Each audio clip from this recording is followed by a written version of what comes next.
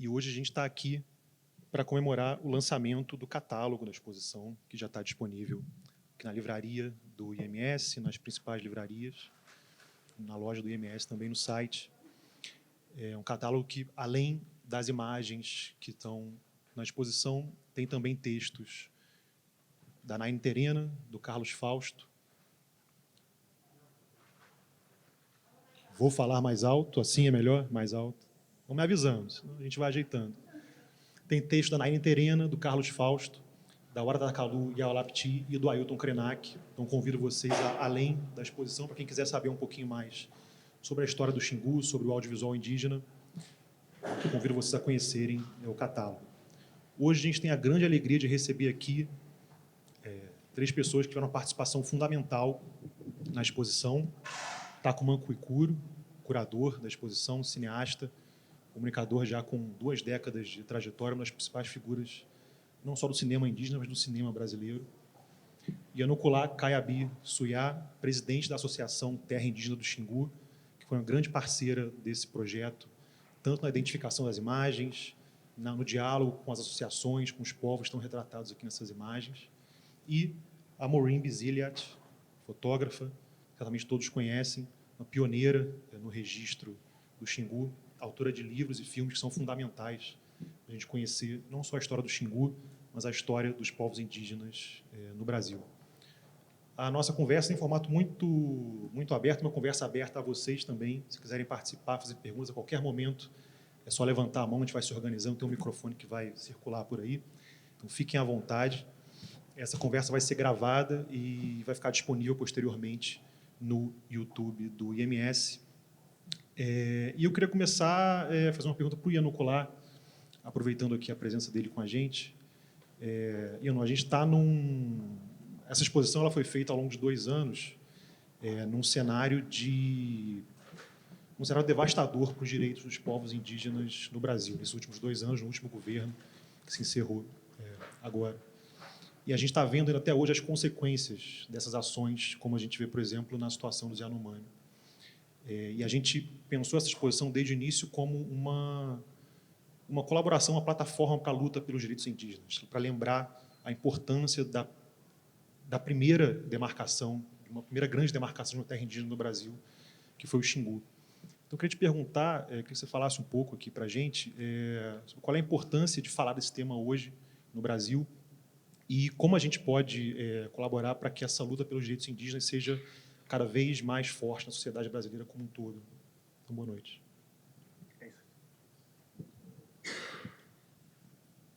Alô, boa noite. Guilherme, obrigado pelo convite, por a gente estar essa noite aqui. Agradecer ao Instituto Moreira, eu tenho dificuldade de falar. Bom, não deu certo a minha primeira participação na abertura da exposição, mas dessa vez estou aqui para ajudar a contar um pouquinho sobre o território indígena do Xingu. E acho importante também a gente, através das imagens, da arte, a gente contar um pouco da importância da sociedade brasileira conhecer o que são os povos indígenas do Xingu. Apenas, não só o Xingu, mas dos povos indígenas do Brasil. Não? E eu queria começar assim, que durante os primeiros contatos que a gente teve para a produção dessa exposição, teve um aspecto que muitas lideranças falaram para a gente, que é uma coisa importante no ponto de vista deles, que é a permissão para você poder expor as imagens das pessoas que estão retratadas aqui, né, na exposição. E para os povos indígenas é importante, em algumas culturas é importante a gente ter essa permissão, né? A gente, em vários eventos, a gente já teve imagens expostas das pessoas que não estão mais entre nós. Acho que a questão para os povos indígenas, em algumas culturas, isso é muito importante, porque a gente está vendo as imagens de muita gente que não está mais entre nós, né? E a permissão para que as famílias autorizem para que essas imagens sejam exibidas é muito importante, né? dentro da cultura indígena, é muito importante isso para nós. Então, o trabalho que a gente fez, né, de pedir a permissão do jeito que foi feito no ano passado, isso, acredito que todo mundo que participou disso estão satisfeitos com que esse processo ocorreu. Falar sobre o território indiano Xingu, eu queria falar primeiro sobre isso, sobre o nome território indiano Xingu. Pela história que tem, por ser uma das primeiras terras indígenas, não a primeira a ser demarcada, mas pela uma terra indígena que foi reconhecida pelo governo brasileiro na proporção, na época, o tamanho que era o território indígena, a terra indígena do Xingu, ela tem sua importância por causa disso, né? E, pelo que a gente sabe do lado da história que a sociedade não indígena conta, né, por que ele chegou a ser reconhecido por esse nome, inicialmente como Parque Nacional do Xingu, e depois passou para ser chamado de Parque Indígena do Xingu, talvez transmite um pouquinho do medo que tinha de se reconhecer uma terra indígena naquela época sendo um território indígena, né? Então, talvez esse nome veio camuflado durante todo esse tempo com receio de ter um território indígena daquela proporção. E hoje, a nova geração, ela quer que as nossas terras sejam vistas de uma forma diferente, né? Porque a gente vai aprendendo os termos em português, de uma língua que não é nossa.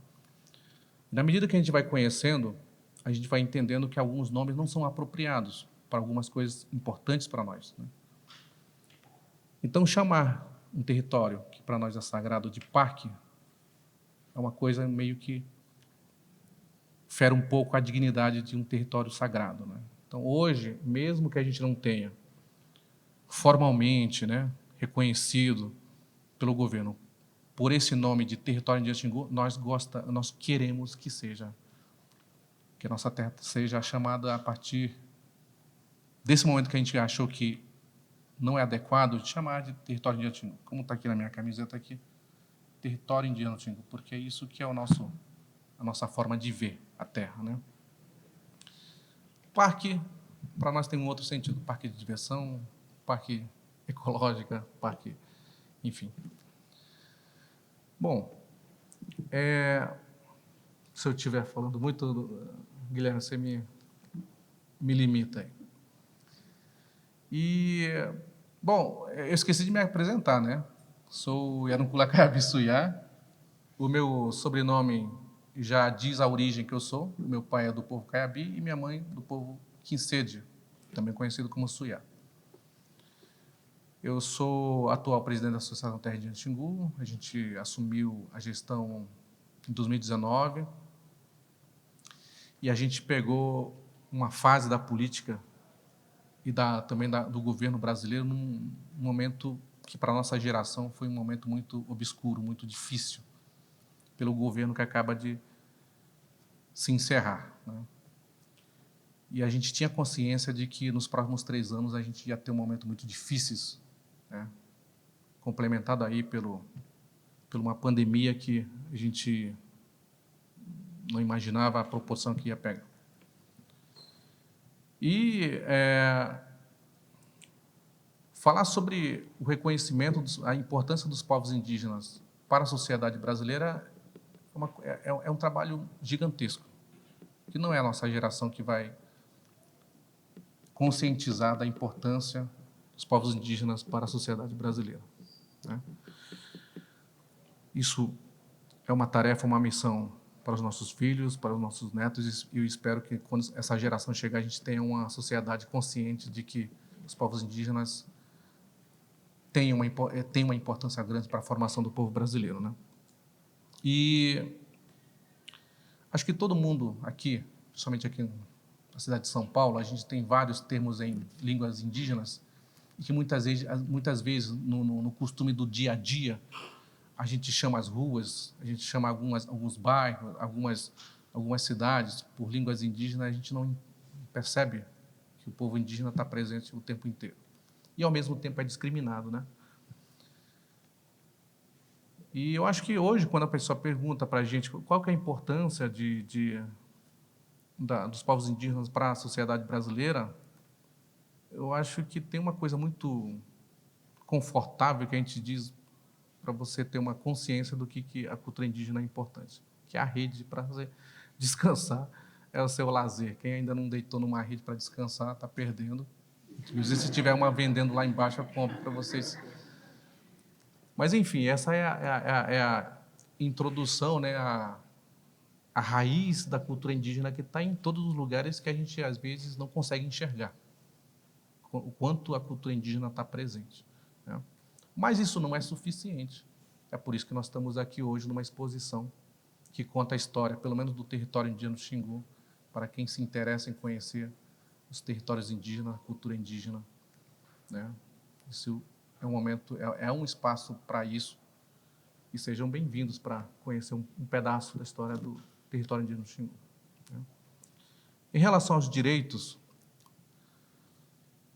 eu acho que os povos indígenas elas começam a querer que os seus direitos sejam reconhecidos desde o descobrimento. Bom, para começar pelo descobrimento que não é descobrimento para nós, né? Mas, falando da atualidade, o direito dos povos indígenas, ela está relacionada principalmente no direito de reprodução da sua cultura, né? E é isso, eu acho que é o principal a nossa missão hoje, né? Tanto para a geração passada quanto para a geração que está agora aqui, né? Que não é uma conquista, eu acho que é um reconhecimento que o governo brasileiro tem que ter para os povos indígenas. Quando a gente fala assim, a gente quer demarcação de terras indígenas, o território indiano do Xingu, por exemplo, a gente tem um território que o primeiro que foi demarcado foi o dito Parque Indiano do Xingu, que é a maior parte desse terra indiano do Xingu, mas também nós temos depois o reconhecimento de outras terras indígenas, e que às vezes esse processo de reconhecimento de novas terras indígenas, às vezes é chamado de ampliação de terras indígenas. Não tem ampliação nenhuma nessa história. A gente teve muitos territórios que ficaram fora das demarcações que o governo fizeram. Então, esse aí, nada mais do que o reconhecimento e a retomada de uns territórios que ficaram para trás, né? Essa é a história do território indiano do Xingu, por exemplo. Então, quando os povos indígenas falam sobre a terra é tudo para os povos indígenas. É lá que está o seu sustento de alimentação para manter a sua alimentação tradicional. É lá que está a floresta que fornece todas as matérias-primas para ela continuar fazendo os artesanatos, seus enfeites, a sua alimentação, para manter o seu costume, né? Se tudo isso desaparece, você não tem onde mais tirar, de onde praticar. E a gente hoje é consciente de que quando algum governo, alguma autoridade ou alguma parcela da sociedade vem falar sobre a aculturação dos povos indígenas, é nada mais do que tentar pressionar de uma maneira forçada, de fazer com que os povos indígenas cada vez mais percam a sua identidade, percam a identidade relacionada à terra, porque um indígena que não tem mais esse contato, mesmo que de uma forma forçada, não tem mais essa relação com a natureza, ela vai ser considerada como um indígena que não tem mais uma identificação com a terra. E a justificativa pode ser isso. Se o índio que não tem, o indígena que não tem mais uma relação, uma história de respeito com a natureza, então ela tem que viver da forma como a sociedade indígena, sociedade não indígena, vive da forma convencional. É isso que vem nos pressionando. E a gente achou que talvez isso, para nós da nova geração, a gente achou que isso aí era uma coisa que vinha na década de 60, 70, né? Essa coisa de forçar que os indígenas cada vez mais deixem de praticar seu modo de vida tradicional para poder adotar outras formas de vida, em pleno momento que nós estamos vivendo aqui, a partir do momento que um novo governo assume em 2019 voltando com esse discurso de que os povos indígenas precisam se adequar aos costumes da sociedade brasileira, né? Então, isso aí foi uma coisa que a gente não imaginava que nunca ia acontecer, porque a gente achava que os discursos e a consciência da sociedade brasileira já tinha avançado, evoluído, para não voltar mais a falar sobre isso, né? E a gente viu, nesse momento, naquele momento, de que a diversidade da cultura brasileira, com uma grande participação da cultura indígena, ela estava sendo desvalorizada. Ou seja, a diversidade para a visão de alguns governantes, para alguns políticos, é um problema. A diversidade cultural é melhor para algumas pessoas quando ela é homogênea. Então, como é que se tem uma visão de a gente achar que essa diversidade cultural, principalmente dos povos indígenas, tem que ser tudo igual? É negar tudo isso aí. Então, a terra, ela representa tudo isso. Acho que vai ser, durante muitos anos para frente, um dos principais motivos de várias lideranças indígenas continuarem defendendo, continuarem em defesa disso aí, mesmo que isso custe a vida dessas lideranças. Nós somos conscientes disso. Então, é isso que eu, por enquanto, tenho para dizer sobre essa questão. Obrigado, Yanucolá. Yanucolá falou da importância dos indígenas contarem a sua própria história, né? E apresentarem para a sociedade brasileira como um todo o seu ponto de vista. E o seu trabalho e o trabalho de outros cineastas e comunicadores e fotógrafos xinguanos e de povos de todo o Brasil é um exemplo disso. E isso a gente procurou retratar aqui na exposição como um todo, mas especialmente aqui nesse andar que a gente está, em que estão 6 filmes que foram feitos especialmente para a exposição, por cineastas de vários povos do Xingu.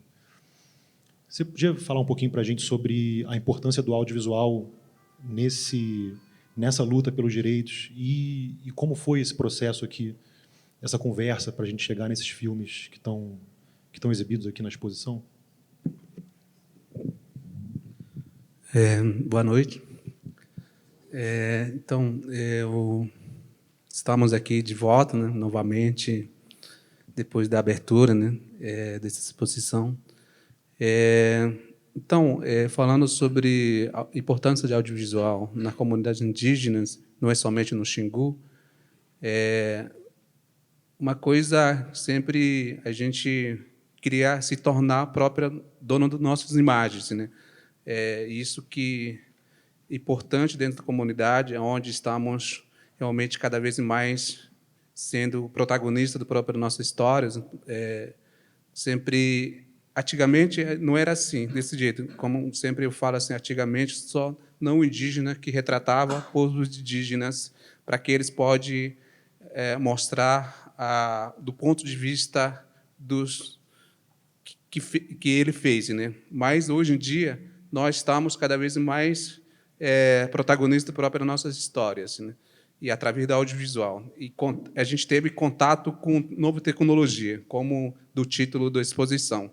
O contato, realmente, para a gente, com essa nova tecnologia, foi muito importante, porque hoje em dia estamos registrando próprias nossas culturas, documentando nossas culturas, contando nossas histórias do ponto de vista das lideranças das comunidades. Porque isso estamos querendo mostrar para essas pessoas que não conhecem nossas histórias, através do audiovisual. Porque isso é a mensagem que a gente traz na tela, sempre eu falo, demarcando a tela através do audiovisual. Estamos aqui realmente demarcando a tela. Muita gente fala que estamos demarcando a terra, mas estamos demarcando a tela através do audiovisual, através da mensagem que lideranças indígenas estão trazendo da sua preocupação dentro das aldeias. Como nova tecnologia, internet, que está dentro das aldeias, foi importante, mas, do outro lado, ele pode ser muito perigoso também para a gente, porque a gente tem que saber usar a nova tecnologia para que onde a gente pode manter própria nossa cultura através disso, mas ele pode ser perigoso porque a gente tem que saber usar nova tecnologia dentro da nossa comunidade, sem perder a própria nossa cultura através de como manuseando câmera, né? Então, é isso. É importante, sempre eu falo assim, estamos em contato. Será que estamos em contato? A gente teve contato realmente não violentado? Cada vez nosso contato realmente está violentado. Muito, hoje em dia, acontecer nesse contato com a gente, eu achava que isso melhorou muito tempo. Na verdade, cada vez mais, nosso contato realmente com tecnologia, com não indígena, é muito atropelado pelo novo governo anterior. Realmente vem atropelando povos indígenas com contatos, garimpeiros com contatos, bandeireiros em contato, realmente estão explorando a terra indígena. Eu acho que é isso que nós queremos mostrar, porque audiovisual realmente muito importante para que aonde nós podemos mostrar, registrar com o próprio nosso olhar, mostrar isso como exposição. Não é somente na exposição que a gente quer mostrar, no festivais, na mostra, no cineclube também, até na universidade, para que as pessoas não conheçam nossa história, para que eles possam conhecer nossa história através disso. E isso que é importante. As pessoas que estão na aldeia, que vocês estão assistindo, eles não estão sabendo que estão passando aqui, mas foi importante, para que onde nós estamos contando, no ponto de vista dos comunicadores indígenas, ativistas indígenas, lideranças indígenas, junto que a gente está contando essas histórias, não é somente pelo ponto de vista do cineasta, no ponto de vista da comunidade que estamos contando essa história para as pessoas que não conhecem nossas histórias, porque isso que é importante realmente uma imagem que mostra realmente realidade, mostra realmente uma coisa que está acontecendo dentro da comunidade indígenas. Então, é isso que eu quero dizer aqui para vocês. Somos, hoje em dia, protagonistas da própria nossa história através do audiovisual. O que é importante é a gente contar isso para que as pessoas que não conhecem a nossa história através do audiovisual. Maureen. Oi. Eu vou me colocar mais para lá. Maureen pediu para comentar. Você quer falar agora? Direto. Tá. Ela vai fazer um comentário sobre Tá bom. A Maureen esteve com a gente na abertura, foi uma parceira também da exposição, selecionando as fotos dela que estão no segundo andar, que eu convido, quem não teve a oportunidade, né, de ver, convido a verem, porque tem um conjunto de fotos muito conhecidas dos livros e dos trabalhos já célebres da Maureen sobre o Xingu, mas também tem um conjunto de fotos inéditas, de retratos que ela selecionou especialmente para a exposição. Depois a gente pode falar mais um pouquinho disso também. Mas desde de que ela esteve com a gente aqui na abertura, ela ficou muito impressionada com esse trabalho que está aqui atrás da gente, que é um filme do Kamikiaki Sede, e ela queria fazer um comentário sobre esse filme. Eu fiquei assim, a outra vez, fiquei assim, olhando direto para a tela. E porque nessa tela eu vi a terra, como eu nunca tinha visto ela assim, arquitetonicamente traçada. Pá! A árvore, que eu não sei como é, tem uma árvore que vai aparecer, que faz uma espécie de movimento. Logicamente, eu sou a minha geração, sei o que é drone, mas não sei usá-lo. Mas quem sabe usá-lo são vocês e a pessoa que fez aqui. E isso é curioso. A minha maneira de falar é sempre muito confusa assim, mas a coisa é a seguinte, por exemplo, imagina você que hoje eu deveria ter trazido comigo um bando de índios jovens e, de repente, esquecido o momento. Hoje, não sei se vocês têm a mesma coisa, mas sempre a coisa mais importante você tem que lembrar, você esquece. Eu sou assim. Mas isso para dizer que o novo, para o indígena, índio novo, jovem e não jovem, está aqui atrás, naquele drone. E está nos novos indígenas, nos novos, que muitos deles não mais estão nas aldeias e estão nas nossas aldeias aqui, dando uma lição de modernidade. O trabalho desses novos está sendo conhecido mundialmente. E eu vou perguntar para o meu amigo um dia, se um dia a gente pode remediar a minha não ter vindo com todo mundo junto, um dia eu vou trazer esses jovens aqui para tornar mais conhecido também, entende? Bom, por que eu acho também simbólico isso aqui? Porque não tem ninguém lá e é uma maneira absolutamente geométrica o traçado. Essa terra que pela primeira vez eu estou vendo ela como ela é aqui. Cada geração,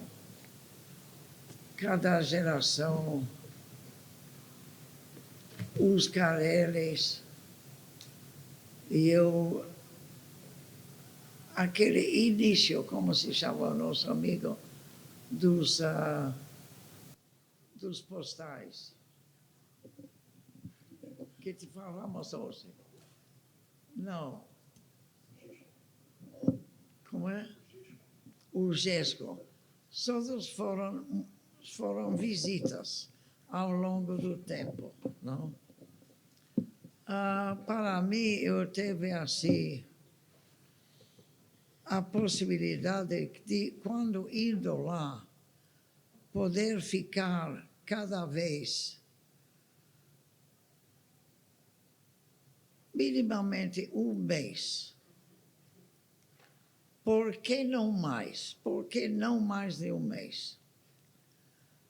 Porque hoje eu acho as coisas interessantes, pequenas coisas que podem interessar. Antes, depois de um mês,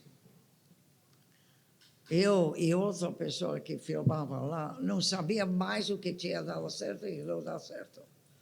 Hoje, vocês vão lá e vocês já têm o conhecimento exatamente. Isso dá certo, isso não dá. Então, a maneira de fotografar foi diferente, não? Nesse sentido de tempo, eu pude estar no Xingu na época dos Vilas Boas, fui introduzido diretamente pelo Orlando, pelo Cláudio, e eu não sei se está na exposição, mas eu trabalho mais em vídeo e teve a oportunidade, eu achei importantíssimo, de estar com a Aritana, em que ele estava falando.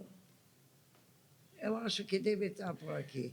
A Maureen está se referindo a um vídeo, uma entrevista dela com o cacique, a Aritana Yaulapiti, uma figura importantíssima, grande liderança da história do Xingu, que ela conheceu nos anos 70, né, quando foi lá pela primeira vez. A Maureen teve várias vezes nos anos 70 no Xingu, fez um fotolivro importantíssimo chamado Xingu Território Tribal, um filme, Xingu Terra, uma instalação na Bienal de São Paulo de 75, em parceria com Orlando Vilas Boas e com o cacique Aritana, que mostrou, talvez pela primeira vez, não sei, imagino que sim, como era o funcionamento de uma aldeia xinguana.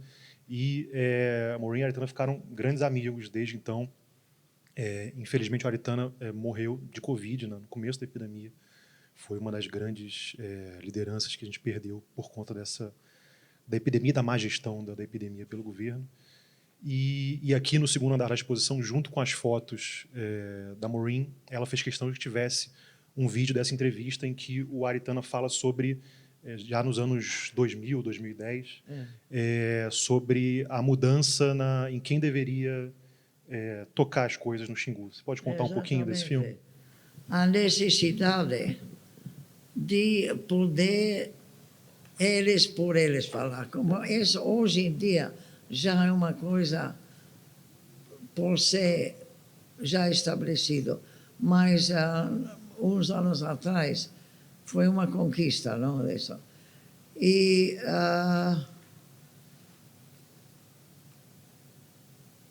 com outra coisa que foi muito interessante, eu acho que o vídeo é interessante porque você não só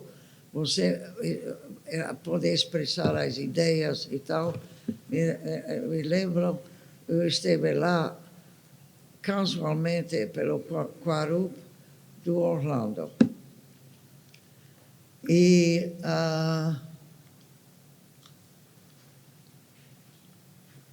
nossa Senhora. Silêncio. Eu te falo, puta que pariu. Não, a coisa que você realmente tem que falar, você esquece. Não é verdade? Meu Deus. Mas o horror. Nunca mais vou vir num negócio desse. Não, é demais. Não, eu queria dizer que no Quarup do Orlando, eu estava casualmente lá, entro dentro de Uaoka, e aí está um dos filhos do Orlando. Um dos filhos, como se chama? O Noel Vilas Boas. E Noel, espera que tenho que... Aí o Noel soube da nossa intensa amizade com o pai e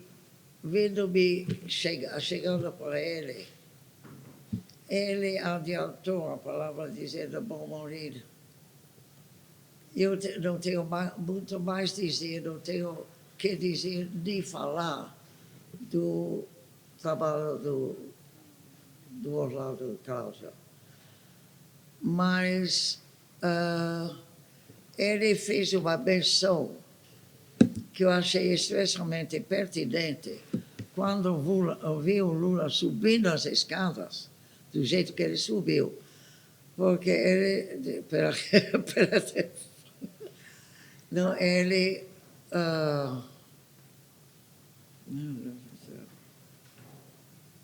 ele diz que ele se lembra que talvez a coisa mais tardia falada pelo Orlando é que ele achava urgente de ter um ministério indígena.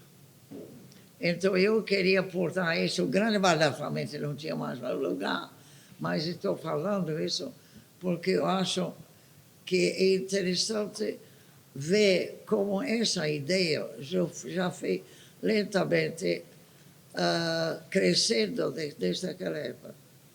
O ministério, aí você vê a subida ao palácio e falei assim, Orlando, tá aí, estamos aí, não? Então, eu acho, não é muito importante dizer o que eu fiz lá, porque teve muita sorte. Estava numa época em que não só...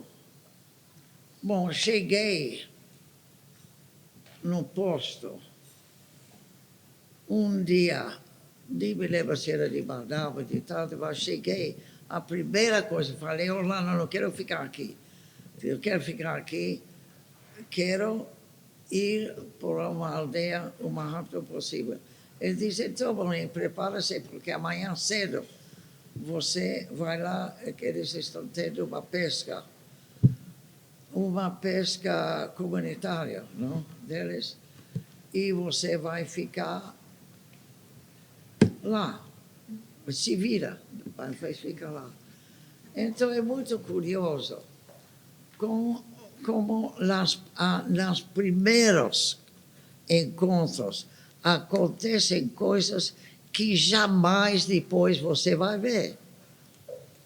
Então, isso muitas vezes se diz que a primeira coisa que a pessoa vê como criança, tem o autor Pasternak, que escreveu russo, que a primeira imagem que te marca como criança pequena, e será esta imagem que você irá toda a tua vida tentando reaver.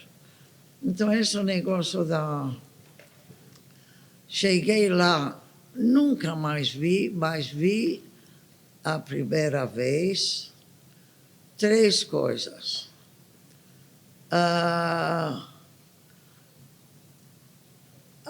Uma pessoa no meio dessa, antes lá de noite,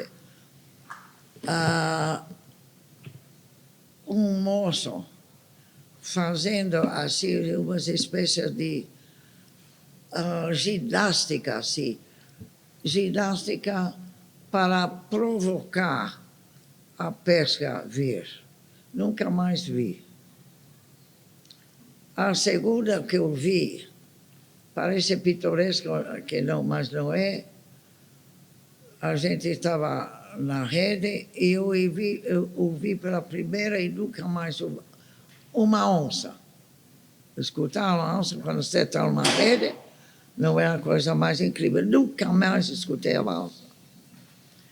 E a terceira coisa, me permite ser um pouco assim, cáustica, mas naquela época a gente usava, não era biquíni, era two-piece, era, como chama isso? Enfim, aí eu usava isso. Um belo dia, um terceiro ou quarto dia, de repente, achei a segunda parte, desapareceu. E desapareceu, vejo o chefe com essa parte, eu achei fantástica. Coisas que nunca mais acontecem, mas que acontecem quando você, de repente... Então, como foi realmente? Ia e vindo do Xingu durante 10 anos. É bastante tempo. Não? 10 anos na época de uma pessoa que eu acho interessante mencionar, o Sidney Pozuelo. Sidney Pozuelo, durante muitos anos depois, eu acho que ele, dos índios não... Isolados. Como é? Isolados. Dos índios isolados. Bom, o outro dia, eu acho que foi numa roda viva, ouvi o Pozuelo falando. Menciono ele porque, como estamos em um mundo em que a fofoca é geral, política e não, quando você escuta uma pessoa que está te falando exatamente como você viu quando você estava, te dá um enorme prazer. Porque hoje em dia todo mundo está, todo mundo é criticado, isso, tá uma coisa louca. E achei muito precioso de ouvir o que era. Não, eu gosto muito de ler Bauman, estou quase doido desse Bauman, que fala de uma de modernidade líquida, desse momento em que a gente passou, quase perdeu o passado e quase chegamos ao futuro. Então, essa espécie de mundo difícil de ser captado, eu acho que cria esses milhares de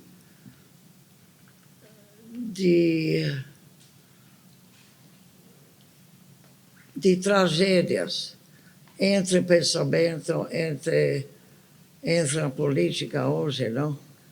Que agora eu acho que foi uma outra coisa Essas coisas, eu falo qualquer coisa que me vem na cabeça.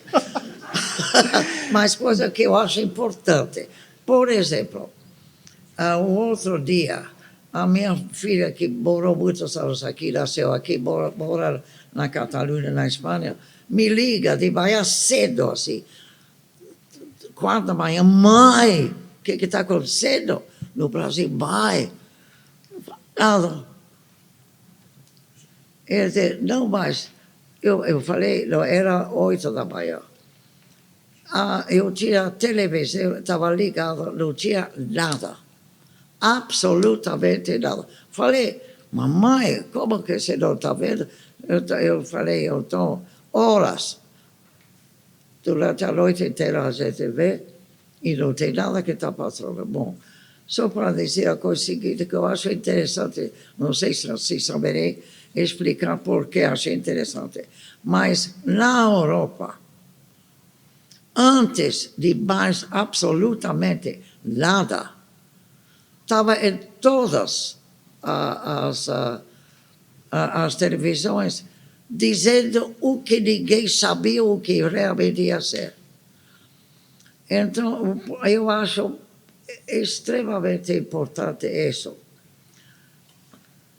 Para mim, digamos, para mim o Brasil é o lugar onde tenho vivido mais anos da minha vida. Então, posso, às vezes, falar de coisas que eu acho que são daqui. O que eu acho interessante do brasileiro é que ele se mete cada coisa e, de repente, sai de uma maneira absolutamente extraordinária. Porque imagina você, aqui demorou quase uma semana, mas acho que 4 dias demorou para a gente ter algum saber que estava acontecendo uma coisa. Bom, brilhante, porque quando se soube certo, sem erro. Entende? Não sei se está sabendo o que está tentando. Mas comunicou.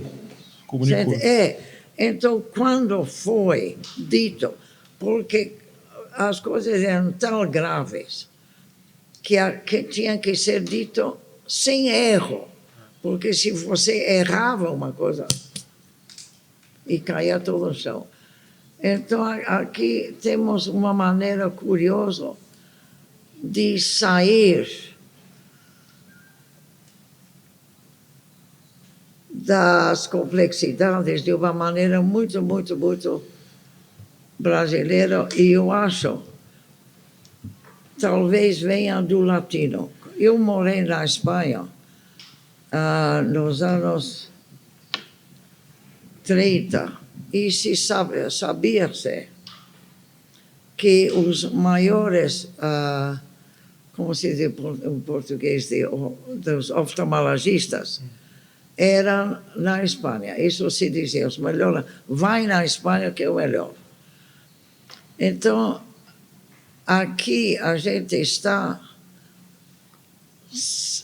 cientificamente dentro dos países, se não o mais extraordinário, dos mais extraordinários do mundo.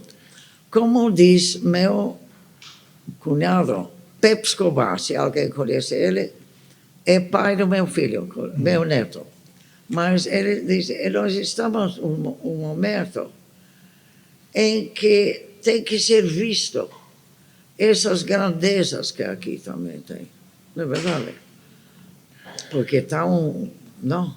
Maureen, vou só te pedir licença, porque a gente precisa abrir agora perguntas do público. Eu vou convidar também quem quiser fazer perguntas para você, para o Yanuculá. Isso, é muito Mas quer dizer que gostei muito dessa definição do brasileiro como alguém que dá um jeito de sair. Acho que descreve talvez o momento que a gente está vivendo agora. Espero que a gente consiga sair para mim, bem da situação. O que é de agora, acho que sim. Obrigado, Maureen. Não, sim.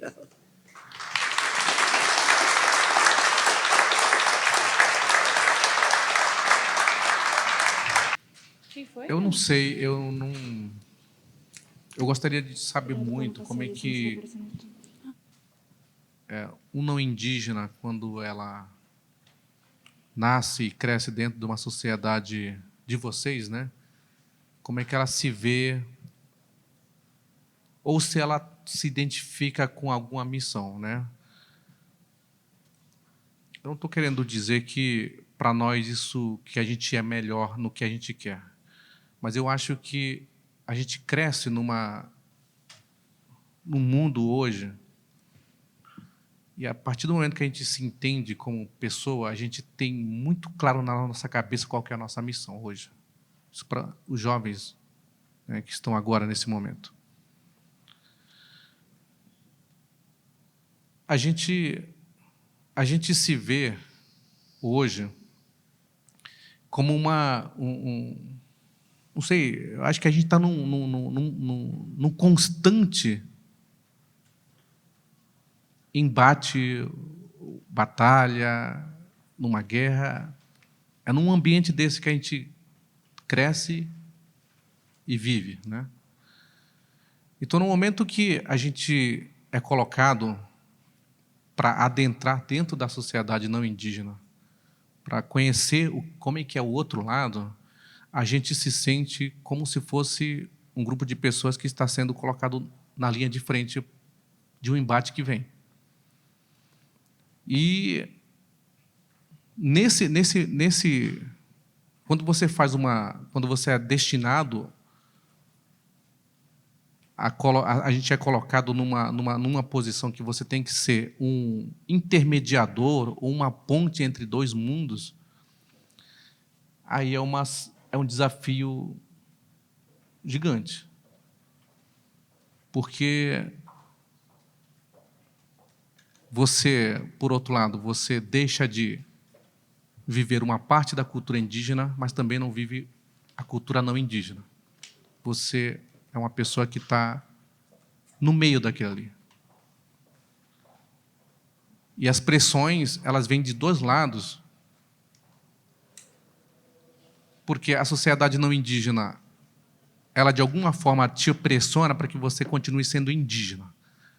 Se eu colocar um óculos, se eu coloco essas roupas, e se eu manejo um computador, já não sou mais indígena. Essa pressão vem, você tem que ser um indígena, né? Tá, mas eu preciso conhecer aquela cultura não indígena. Só que na medida que eu vou conhecendo mais a cultura não indígena, do outro lado atrás de mim, fala, você está deixando de ser indígena, volta aqui porque você precisa conhecer tua cultura, sua história, seus modos de viver. Então, é uma pressão que vem dos dois lados. Então, o que você é, na verdade, nessa história toda aí? A gente é lideranças indígenas, nós somos o quê? Diplomatas, nós somos gestores indígenas, nós não somos caciques. Então, o que é? Mas só existe uma coisa clara no meio dessa confusão toda, que é a nossa missão. O que nós estamos destinados a fazer? Eu e o Tacumã, a gente sabe que nós vivemos, nós crescemos, nascemos, crescemos, e nós vamos morrer por uma missão que é a causa indígena. Agora, como é que vai ser lidar isso daqui a 30, 40, 50 anos? A gente não sabe. Ontem o Tacumã estava me perguntando, o que nós vamos ser daqui a alguns anos? Eu falei, olha, eu acho que a gente precisa olhar para algumas culturas que também já tiveram culturas tradicionais e que hoje elas são muito avançadas, mas não deixaram de ser, de conservar suas culturas tradicionais, né? E a língua está numa dessas aí. A língua é um elemento importante de identificação de um povo, da tua origem, né? Eu não sei se vocês sendo brasileiros, nós sendo brasileiros, não sei se é um pouco difícil isso. Né? Nós somos brasileiros ou indígenas, vocês não são brasileiros, não sei. Mas imaginem vocês não falando português. O que nós somos, então? O que eu sou se eu não... Mas, assim, a nossa missão ela é um pouco... Ela vai nesse mundo aí que a gente não sabe exatamente o que vai dar para frente. A gente só sabe que a causa indígena ela tem muito ainda a ser reconhecido pela luta que ela faz, né? E a gente só precisa afirmar perante a sociedade não indígena de que existe uma população da parcela do povo brasileiro que é diferente. Ela precisa ser respeitada. O seu modo de vida precisa ser respeitado. Por que precisa ser tudo igual? Né? Por quê? E a gente também não pode ser condenado a dizer que a gente, né, só porque nós temos que manejar as tecnologias de hoje, que não temos que deixamos de ser indígenas. Imagina agora, nesse momento que a gente está, né? A gente tem que se dar conta de que esse momento, por exemplo, a gente está atravessando um momento que a gente nunca viu em toda a história de convivência dos povos indígenas com a sociedade não indígena.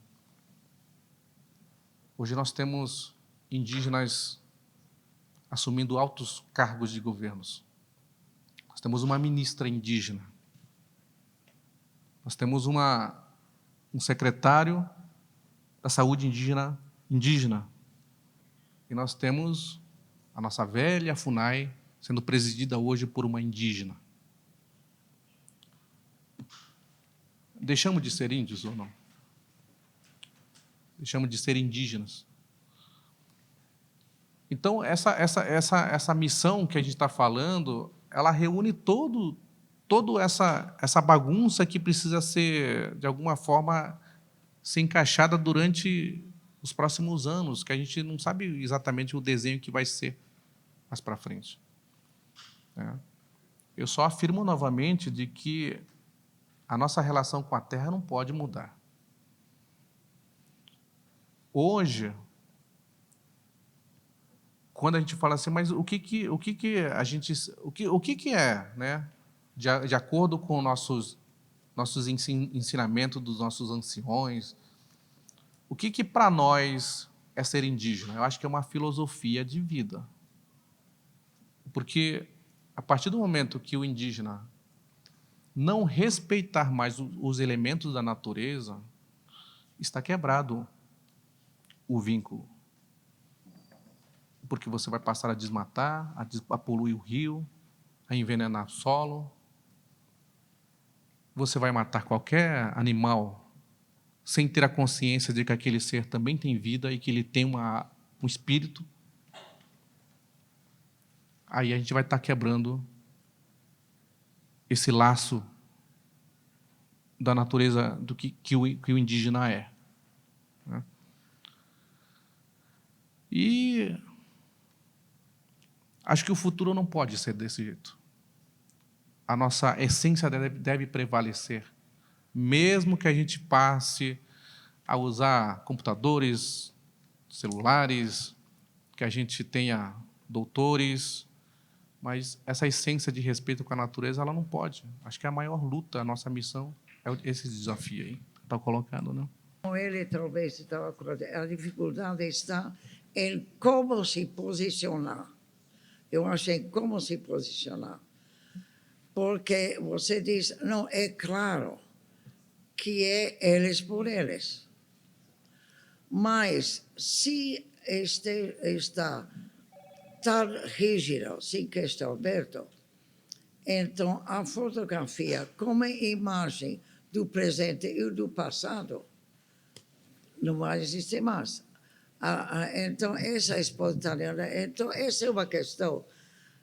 Eu queria lhe falar isso, porque não há resposta. Me disse, eu vou tá com uma... Acho que a ideia, se você puder comentar um pouco como é que foi lidar com essas imagens antigas aqui, que foram produzidas por não indígenas. Sim. Isso faz parte da história de alguma forma, mas Exatamente. e foi uma conversa que a gente teve muito ao longo da exposição sobre como expor, né, essas imagens, não as que estão aqui, mas as imagens antigas que mostram momentos que são muitas vezes violentos, que são episódios até traumáticos às vezes, mas a gente escolheu expor porque conta a história, também faz parte da história, né? E a gente mostrou essas imagens para os povos retratados. Tudo que está aqui, como o Ian Nuclear disse, foi exposto com autorização dos povos. Sempre que a gente conseguiu chegar na pessoa que está retratada, a gente teve autorização da pessoa que está retratada. Eu acho que, aproveitando a carona da Maureen, eu te faria essa pergunta também. Quer dizer, como é que foi para você revisitar essas imagens antigas, né? As imagens antigas do Xingu que foram feitas por não indígenas ao longo da história? O que essas imagens significam para você e para o seu povo? Então, para mim, a imagem dos antigos é muito importante porque ela representa muitos povos, cada comunidade indígena, né? Quando a gente mostra isso para nossas comunidades, principalmente para os mais velhos, eles fica muito emocionante ver as pessoas que teve na época, né? E porque era muito sofrimento também na época das pessoas e que ficava e procurando as coisas, indo atrás das suas necessidades, e isso as pessoas se sentem realmente assim importante dentro da imagem, né? Bem representado pela imagem também. Do outro lado também quem fotografou, quem filmou aquele ritual, alguma coisa assim, e eles não mostravam realmente as coisas importantes, que consideraram importante dentro da comunidade indígena, né? Principalmente no Xingu. Eles querem ver realmente a imagem do lutador, eles querem ver a imagem do liderança, cacique, mais importante, mas ninguém mostrava realmente aquelas pessoas mais importantes dentro da sua comunidade, né? Todos os documentaristas, os fotógrafos fotografavam que eles achavam as coisas legais, né? Na verdade, eles querem ver as pessoas importantes dentro da sua comunidade, não foram registrados, não foram filmados. Sempre eles querem ver realmente a pessoa que foi muito importante para eles, que representava a lutador, não foi filmado. Eles só mostram assim, de repente eles cortam, eles querem ver mais. Porque isso que as pessoas sentem falta disso, né? Quando a gente se tornou como um documentarista, cineasta dentro da nossa comunidade, eles falam para a gente isso: vocês têm que registrar as coisas mais importantes, as coisas que não é realmente importante, pode ser vocês podem filmar, mas vocês têm que mostrar realmente a sequência das coisas que está acontecendo, como ritual. Porque cada ritual tem significado, né? Cada coisa que a gente tem todo significado. Como a gente, isso que tem que ser registrado, principalmente cantos, né? E para não isso pode servir para a nova geração. Isso que o povo fala, né? Até que eu estava falando ontem, o Ian não contou agora, né? Como é que nós vamos ficar daqui 100 anos? Será que a gente vai ficar só na frente de caixa de som, tocando só música, e na frente de... Porque muita gente, eu falei assim, já tem ministros indígenas, todo mundo está ocupando esse espaço, né? Falei assim, cara, isso me preocupa com isso também, deixando a própria nossa cultura ir lá para lutar pelos nossos direitos, né? Do outro lado, né?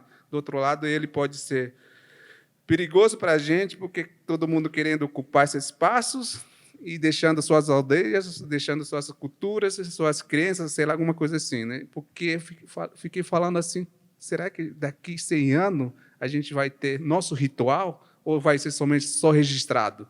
Ou a gente vai dançar somente através do caixa de som, alguma tocada na frente disso? Será que isso vai acontecer? Cara, acho que não. Falei assim, eu acho que a gente não pode deixar assim, desse jeito, porque muita coisa atropelando nossa cultura. Assim. Moderna, como é que fala? Moderna, indígenas são modernos. Que eu estou falando que eu estou com o iPhone, eu estou com o Hilux, sei lá, alguma coisa tem... isso que deixa a gente ser não indígena? Não, porque a gente está querendo também... Por que a gente não pode ter isso? Porque a gente tem que ter essa também necessário dentro da comunidade, porque hoje em dia é isso, né? Hoje em dia a gente pode ter isso. porque antigamente era muito difícil de eles terem um acesso de encontrar, porque ninguém falava português, não tinha escola, não tinha nada das coisas. Hoje em dia a gente quer entender do outro lado, a gente quer realmente entender também a cultura não indígena. Por isso que a gente rever tudo como é que a gente vem ter contato com a nova tecnologia, assim, né?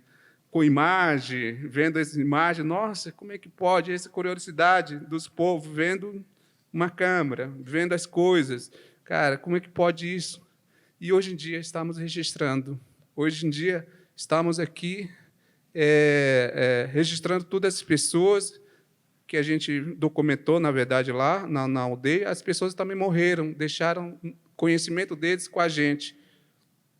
A gente documentou, estamos com tudo conhecimento que eles têm. E isso que está sendo importante dentro da comunidade. Hoje, realmente, grande preocupação também dentro da nossa comunidade é uma evangelização, que está sendo muito perigoso para a gente, do outro lado, porque cada um tem sua religião diferente, porque isso que vocês estão vendo, ritual, pintura, que a gente representa, é uma religião bem tradicional que a gente tem, onde nós representamos nossa religião, né? Tradicionalmente, assim, da pintura vem da cobra, pintura vem do jabuti, pintura vem, tudo a gente representa tudo isso. Mas isso que o perigo acontece do lado dos povos indígenas também. Eu estou falando do meu povo, eu não sei, dos outros povos também são em nome, principalmente tem nome também, cada vez está mudando também, por causa das celebridades, né? Por causa do nosso nomes, nossos filhos, né? Estão colocando o nome do não indígena e acaba também deixando o nome dos seus avós, assim, tradicionalmente, né? E Neymar, meu filho agora Neymar, meu filho agora também, sei lá, e outro, sei lá. E isso que acaba, é verdade, isso que é uma real mesmo, isso que é uma coisa perigosa também está acontecendo dentro da comunidade indígenas. Então, isso que a gente quer mostrar realmente aqui, uma grande preocupação que acontece isso.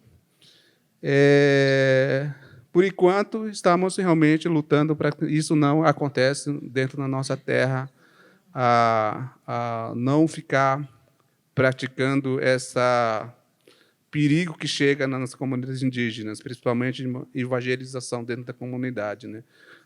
Claro que é legal, né, isso, mas respeitamos pela religião dos brancos, né? Eu mesmo falo assim, respeita, porque eu tenho próprio meu religião. Você tem religião, eu tenho minha religião também. Porque eu não vou seguir sua religião, mas cada um tem que ir respeitando sua religião. Isso é um pouco minha religião, através da água, através do mato, através do nosso ritual bem tradicional.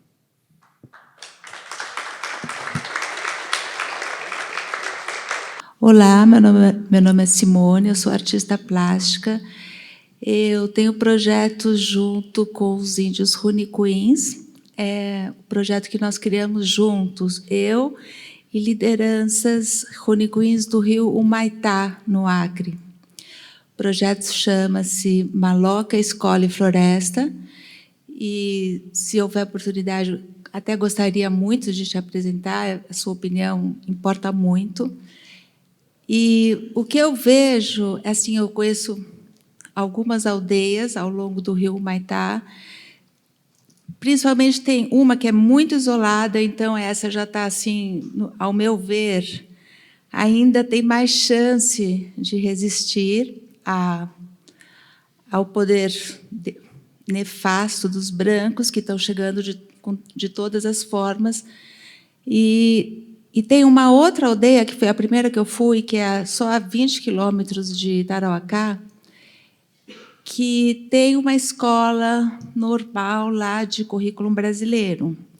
E é uma escola, assim, a construção até que é boa, mas não tem material, não tem professor, basicamente não tem nada. Os indígenas vão para receber a merenda escolar. A professora deles é uma indígena, uma mulher adorável, mas ela não sabe português e matemática quase. Então, basicamente, aquela escola de currículo brasileiro não está ensinando nada para as crianças, mas elas vão todo dia até a escola. E elas começam, sei lá, acho que de vez em quando entra num contato mais intenso com língua portuguesa, matemática, e daí o que eu sinto é que essas crianças não querem falar o Hatchakuin, né, a língua Runicuim, não querem mais cantar os cantos, não querem mais dançar, nem se pintar. E as crianças que não vão para a escola, elas querem. Então, o dilema que eu estou agora, porque a Maloca Escola é uma escola para a cultura indígenas, que pode depois se alastrar para ribeirinhos. E a ideia seria que essa Maloca Escola se espalhasse por todas as etnias da floresta amazônica inteira. Assim, eu sou artista, então eu tenho direito a ser meio utópica, assim. Como é que é? Mas é um projeto que a gente começou e que... Mas daí os indígenas, no Liderança, eles me falam, mas é importante a gente saber português e matemática bem, que é para nós conseguirmos nos defender melhor da cultura dos brancos que está chegando.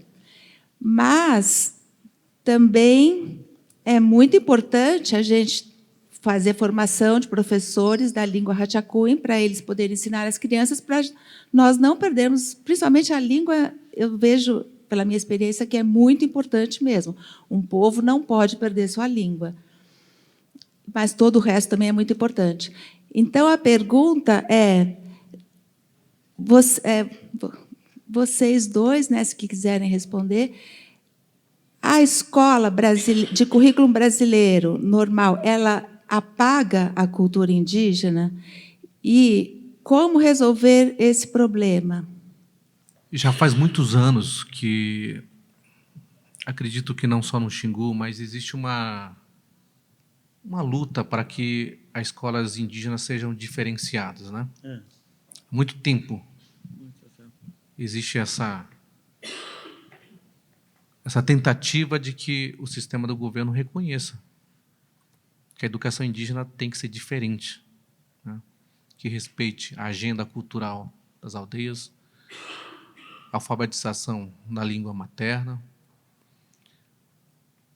Mas até hoje existe uma resistência em relação a isso, né? Algumas comunidades indígenas, mesmo o sistema não aceitando muitas vezes isso, eles impõem que a educação seja daquela forma e que as crianças sejam alfabetizadas e sejam ensinadas até um nível para que elas possam aprender o português, né? Em algumas aldeias do Xingu, a língua portuguesa é tratada como língua estrangeira, assim como as escolas da cidade têm o inglês em alguns dias da semana, né? E a escola, realmente, no começo, existe sempre uns precedentes ruins, né?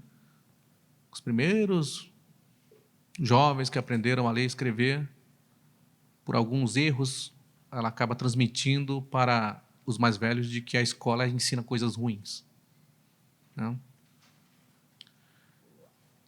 Mas hoje, a ferramenta de educação ela está sendo cada vez mais olhada como eu costumo usar muito aquela palavra, não sei se alguém sabe quem que falou isso, mas teve um indígena ou não indígena que diz que a mesma ferramenta que foi usada para destruir a cultura indígena pode reconstruir ou fortalecer a cultura indígena, né? Porque a educação, em algum tempo atrás, ela foi sinônimo de destruição de culturas indígenas, dos costumes, e hoje a gente está vendo as coisas se invertendo nesse sentido, né?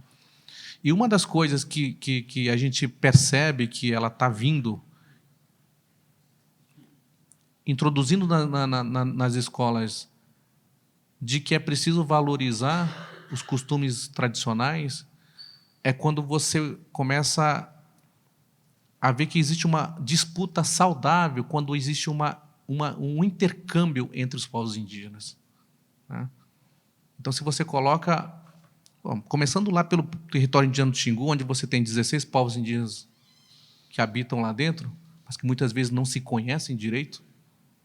Quando você vê um jovem hoje, ela postando lá na sua rede social, toda pintada, o outro jovem que está assistindo ele lá no norte do Xingu, ele quer também mostrar que ele também domina a cultura dele, né? Então, essa disputa saudável que hoje tem através dos intercâmbios e agora é muito mais incentivado pela internet nas aldeias, ela tem esse lado positivo de que existe acho que é uma disputa mesmo, uma disputa saudável de que existe uma necessidade de afirmação cultural, somente entre os jovens, né? Mas isso só acontece se a educação tradicional, que estão lá nas famílias, né, porque isso é muito confuso até para nós dentro das comunidades indígenas, porque o professor, às vezes, é um jovem, né, um jovem lá de 20, 25 anos, que está ensinando a um jovem, uma criança, como é que é a cultura dela. E aí os anciões da aldeia falam assim, mas como é que uma pessoa jovem, que conhece muito menos do que eu, pode ensinar uma cultura indígena para uma criança, né? Então, ainda está... Eu acredito que ainda está em processo de formação de como é que a gente quer a educação indígena hoje. A gente acha em alguns momentos que é isso aqui, mas em outros momentos a gente acha que não é, né? Mas a ferramenta, quando ela é bem usada e quando alguma comunidade indígena, ela percebe o poder que as redes de comunicação têm, seja através de intercâmbios, seja através de trocas de conhecimentos através de internet, ela está mostrando que é possível, sim, que os jovens hoje se interessem mais pela tua própria cultura mesmo, para ela dominar, né? Os velhos nas aldeias sempre falavam para a gente assim, quando a gente era mais jovens, né? Eles falavam para a gente assim, você quer acessar o seu direito enquanto indígena? Vai lá, pede uma audiência com uma autoridade que você acha que é importante, mas como é que ele vai acreditar que você é indígena? Né? Você sabe a história, você sabe a língua, né? Isso faz a gente refletir muito. A gente começa a pensar como é que era antigamente essa coisa de que a escola vem para destruir, né? Então, acredito que hoje isso está mudando, né? O exemplo são esses aí que vocês estão vendo aqui, as fotografias feitas pelos próprios indígenas, os vídeos sendo produzidos pelos próprios indígenas, mas tem que ser uma coisa coordenada, uma coisa dirigida conscientemente, para que a gente não desperdice tudo isso que a gente está tendo acesso e que a gente está convivendo, né?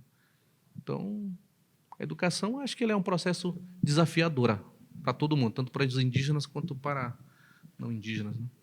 E a minha pergunta é a seguinte: como vocês acham que a arte produzida nas aldeias pelos nossos povos pode ser... Vou refazer a pergunta. Como vocês acham que as pessoas não indígenas podem ajudar, através da arte produzida dentro das aldeias, as comunidades que vivem ali, os povos que vivem ali? E eu pergunto isso porque eu vi muita gente comprando arte lá embaixo como artesanato. A gente não produz artesanato, a gente produz arte. Porque se a gente vai em uma galeria aqui embaixo, a gente vai para comprar arte. E aqui a gente compra artesanato, porque é produzido por indígenas. Eu estive em uma galeria na Augusta e eu cheguei e a moça me apresentou um bracelete de índio, do qual ela não sabia qual era o povo.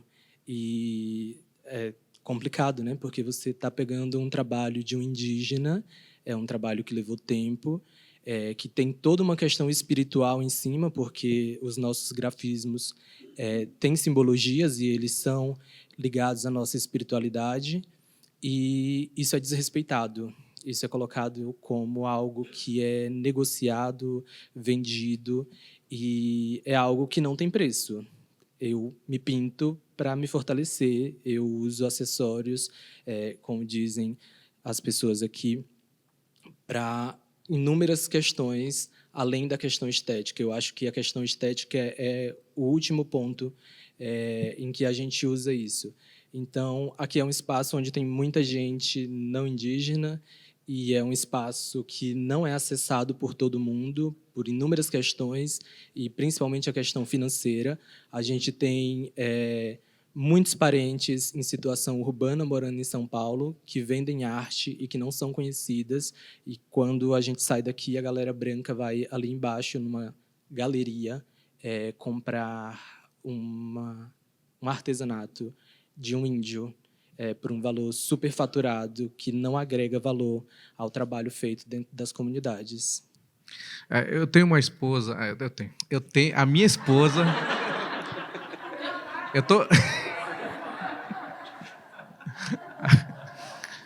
Eu tô falando isso porque recentemente a gente estava falando sobre poligamia entre povos indígenas, por isso que eu ainda estou pensando nisso. A minha esposa, ela também mexe com arte, né? Comercialização de arte indígena. E ela uma vez, ela falou uma coisa que eu fiquei pensando, né? Teve uma vez que uma pessoa comprou, ela tinha um lugar onde ela vendia os produtos dela, só que tinha uma pessoa que foi comprar lá, uma rede lá com ela, mas aí, na hora, apareceu um outro parente na porta e vendeu por um preço bem mais baixo para ele. Uma rede indígena de fio de buriti, feito de fibra de buriti, hoje custa entre 500, 800, até R$1.000, depende do material que é usado, né? E um outro parente lá apareceu e vendeu por R$50. Alguns dias depois, essa pessoa voltou e falou para ela assim, conserta para mim, porque está mal feito. E ela falou assim, você comprou de um camelô indígena, né? E eu acho que esse camelô indígena, ele traduz muitas coisas, interpreta muitas coisas, né? Eu acho que quando acontece isso, hoje em dia a gente está muito vulnerável à referência do que é produzido com o dinheiro, né? Que é o que a gente hoje percebe que existe uma banalização da cultura indígena. Então, o camelô, como diz a minha esposa, é o produto que está sendo vendido para uma pessoa que a pessoa não sabe a história, né? Que a pessoa não... Por que ela está vendendo barato? Mas sendo que, para todo aquilo ali ser feito, ela tem um valor muito maior. Mesmo que seja em dinheiro, ela é muito caro. O tempo que ela leva para construir, a história daquilo ali. Então, naquele momento que a pessoa vende por R$50 uma rede de fibra de buriti, ela paga toda aquela história, o valor que aquele produto tem, todo o valor agregado que tem por trás daquilo ali, né? Então, hoje, existe um risco realmente muito grande da gente estar se expondo de uma maneira negativa quando a gente coloca o valor nas coisas, né? Desculpe uma coisa. Vocês, o mundo é assim ou não? Será que não? Não, porque você fala nós. A única coisa que também eu digo que nós somos nós. Eu acho que vocês estão mais dentro do mundo do que vocês sabem. Entende o que eu digo? Porque eu escuto nós. Esse problema do dinheiro é mundial. Esse problema, então, o que eu acho assim, por exemplo, na nossa época, a gente era muito livre, mas a gente não tinha consciência. Hoje a liberdade está assim, você não pode dizer nada aqui, né? Mas hoje em dia O mundo está muito mais consciente das injustiças, entende? Então, para mim, a diferença, eu acho que você está falando a mesma coisa que o meu neto estaria falando, ou qualquer coisa. Eu acho que vocês, em muitos, estão muito próximos a todo o bem, mal e o indiferente. É isso, né? Para concluir, parente, eu acho que a questão da arte e todo o valor que está por trás disso aí, ela realmente precisa ser, em algum momento, ter uma atenção voltada para isso aí, né? Porque do jeito que a gente está vendo a arte indígena hoje sendo comercializada, né? E muitas vezes se comercializa aquilo que nem pode ser comercializado, né? E alguns rituais, algumas imagens, alguns produtos, por exemplo, principalmente na cultura do Alto Xingu, as pinturas voltadas para o tronco, por exemplo, do Quarupi, aquilo ali, para muitos alto-xinguanos, aquilo ali é uma ofensa quando você está fazendo a comercialização daquilo ali, né? Inclusive, a minha cunhada, ela me deu de presente um copo com a pintura do Quarupi, né? Do tronco do Quarupi. E eu coloquei lá na rede social dizendo que eu ganhei um presente cultural, né? Tudo relacionado à cultura xinguana. Teve um monte de gente lá, uns xinguanos, que falaram assim, esse copo tá tudo errado aí, né? Ela não pode ser assim. Eu falei, mas gente, eu acho que a minha cunhada me deu um presente, como é que vocês falam? Um presente de grego. Então, aí, ao mesmo tempo, você tem tudo isso aí sendo comercializado. Então, realmente, precisa ter um momento para a gente refletir sobre isso aí, né? De que tem coisas que não tem preço, nem tudo precisa ser colocado à venda. E é um desafio da gente estar num país capitalista, onde as pessoas precisam de dinheiro, e muitas vezes, a gente, para ter acesso a dinheiro, a gente está banalizando uma coisa que é sagrada. Tem uma coisa interessante, viu? Já esqueci teu nome já. Tá. Só um pouquinho, Guilherme. Eu acho que nessa parte aí nós estamos falando sobre tecnologias que a gente precisa se apossar, né? Eu acho que tem muitas tecnologias hoje que podem nos ajudar a isso, né? Um exemplo que eu queria dar hoje é nós temos um produto que é feito lá no território de Alto Xingu, que é o mel orgânico, né?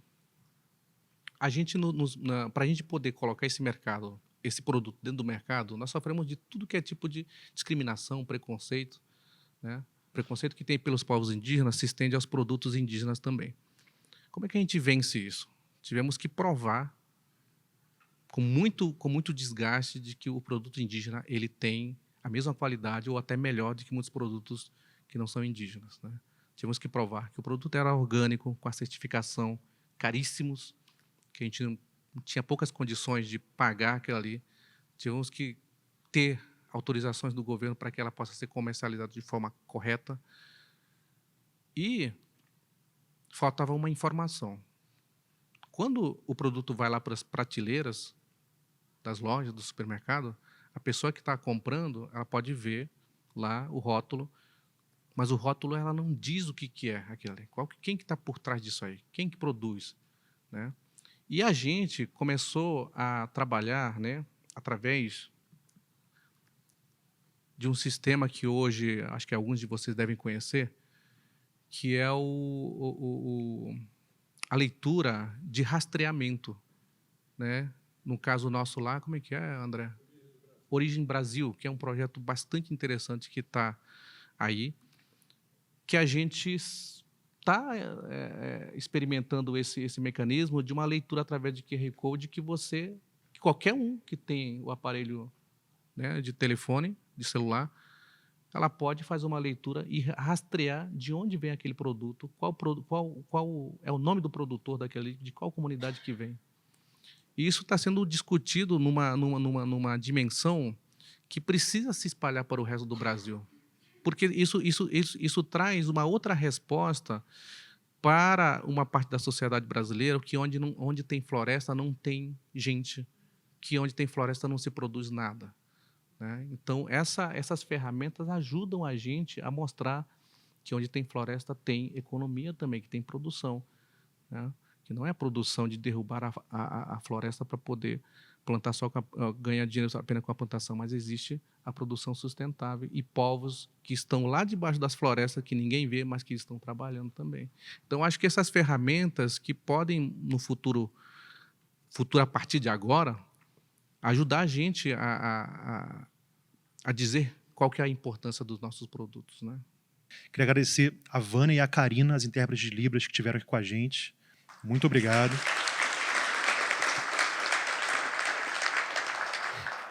E agradeço também a Maureen, o Iano Kular, ao Takuman e a vocês pela presença. Obrigado, boa noite.